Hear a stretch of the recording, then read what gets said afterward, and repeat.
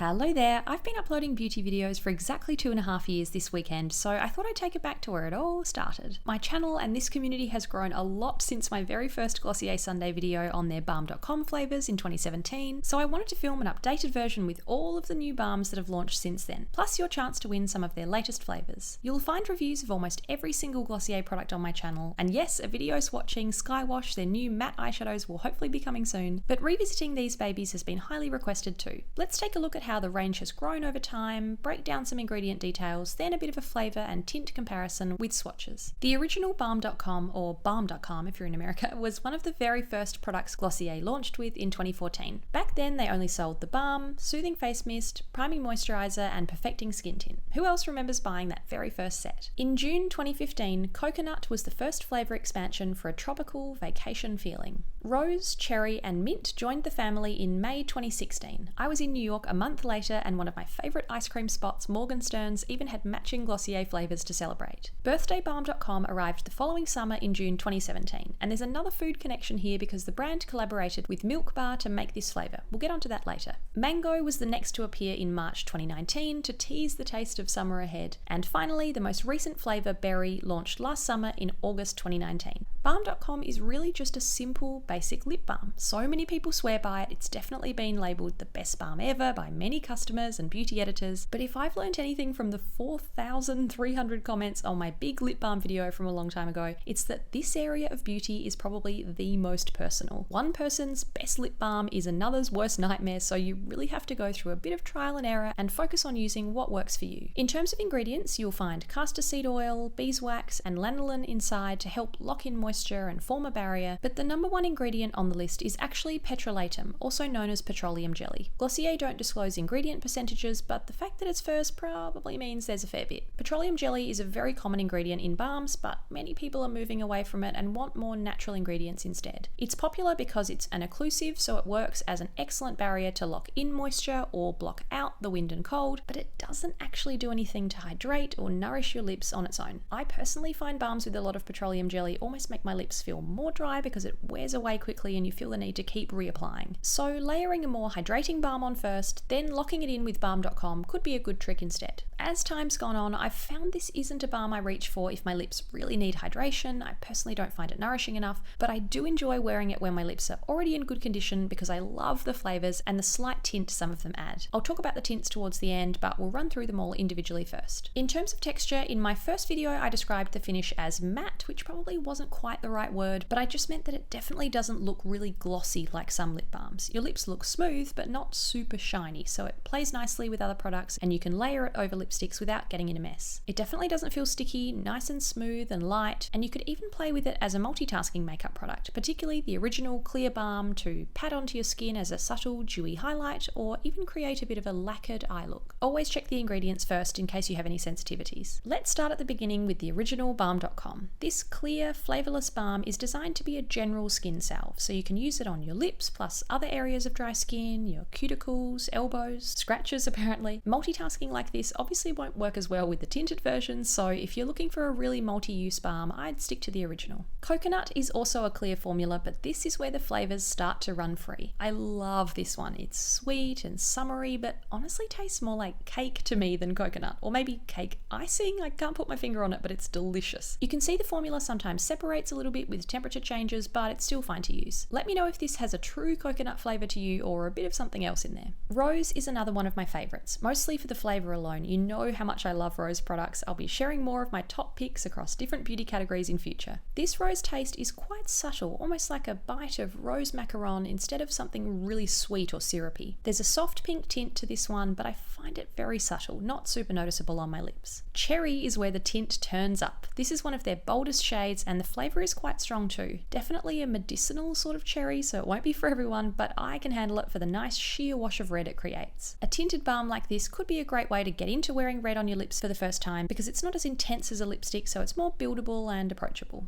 Mint is another completely clear shade and the flavour is a really accurate mint. I usually love minty lip products, but for some reason this one doesn't excite me as much, mostly because I'm drawn to their sweeter flavours. It definitely feels refreshing and has that slightly cooling feel like a minty piece of gum. Birthday is a balm worth celebrating. Glossier created this flavour with Milk Bar, my all-time favourite dessert spot in New York and the entire world. If you haven't seen the founder Christina Tozzi's Chef's Table episode on Netflix, go and watch it. You'll quickly get an idea of how delicious her creations are. This perfectly captures the sweetness of their signature birthday cake and has a very fine, subtle shimmer that makes your lips catch the light slightly and look a little bit more full. Mango definitely tastes like summer in a tube to me, particularly as an Aussie where they're so fresh and juicy. The flavour is really close but not quite there. It's more like an artificial mango flavour to me, like a mango ice cream, a bit sweeter than the real thing. It's described as having a translucent coral tint, but you can see it's really quite a light shade and sadly doesn't show up much on my lips at all. It's very subtle. Let me know how it looks on you. Berry is last but not least. This is a great, deep, dark berry shade and goes on as a sheer wash of crushed blackberry purple like you have just eaten a handful of berries. The scent and taste is almost one of the strongest to me. I've heard people say it's like blackberries or blackberry jam, but it's sweeter than that to me, more like a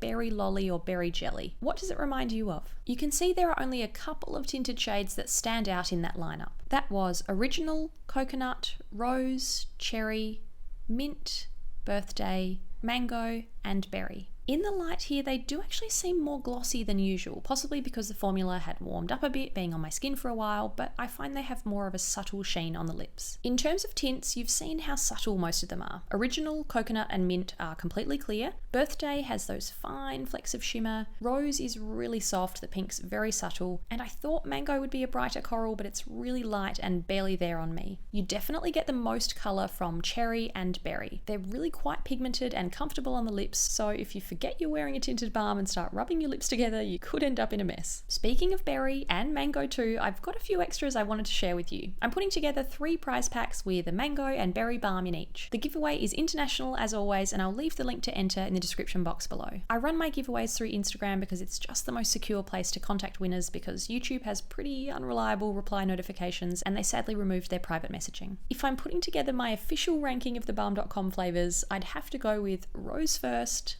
Coconut and Birthday tied for second, Cherry next because you know I love a red tint, Mango for the flavour, Berry close behind for the flavour and tint, Mint just isn't one I reach for that often, and Original in last place because I'm all about the flavours instead. Picking a top 3 is definitely the easiest bit. Rose, Coconut and Birthday all day for me. Which balms make your top 3? 2.5 years later, there's the full Balm Dotcom family, but I'm sure they'll bring out another one this summer and this video will be out of date again. Please let me know what you think of Balm Dotcom. Are you on the best balm ever side or the nice but not amazing side? I'd love to hear which flavours are your favourites. I'm sure there'll be a big split in the comments. Do you go for the most tinted or the most tasty?